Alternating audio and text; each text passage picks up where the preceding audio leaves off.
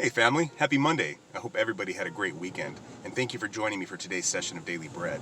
Today's Daily Bread is titled, When Not to Sing, and today we're going to continue reading from my daily devotional, where the daily devotional writer focuses in on Psalm 137 verses 1 through 4. But I'm going to go ahead and read verses 1 through 6 because I believe it provides more context. Now, I just want to say that if you see my car rocking back and forth, that's because it's a very windy morning here in Southern California.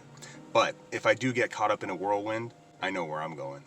Psalm 137, verses 1 through 6. By the rivers of Babylon, there we sat down. Yeah, we wept when we remembered Zion. We hung our harps upon the willows in the midst of it. For there those who carried us away captive asked of us a song, and those who plundered us requested mirth, saying, Sing us one of the songs of Zion. How shall we sing the Lord's song in a foreign land? If I forget you, O Jerusalem, let my right hand forget its skill. If I do not remember you, let my tongue cling to the roof of my mouth, if I do not exalt Jerusalem above my chief joy. Now let's see what today's daily devotional writer has to say.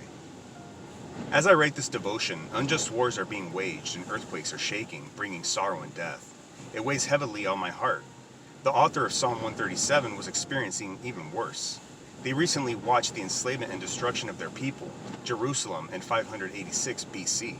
Ironically, he writes a song about not singing or playing music. The psalmist recognizes there is a time for not singing, play, or dance. It's when his pain is severe and when the promised land of the Lord seems but a dim and distant hope. We do not yet live in our promised land. See Ezekiel chapter 36, verse 24. In this season, there are moments to hang our harps, verse 2 of Psalm 137. You may be in one right now, but even this lament is composed for music. In fact, the Psalms contain more laments than praises. While we must let silence be a form of healing, let us never forget the promised land set before us. May my tongue cling to the roof of my mouth if I do not remember.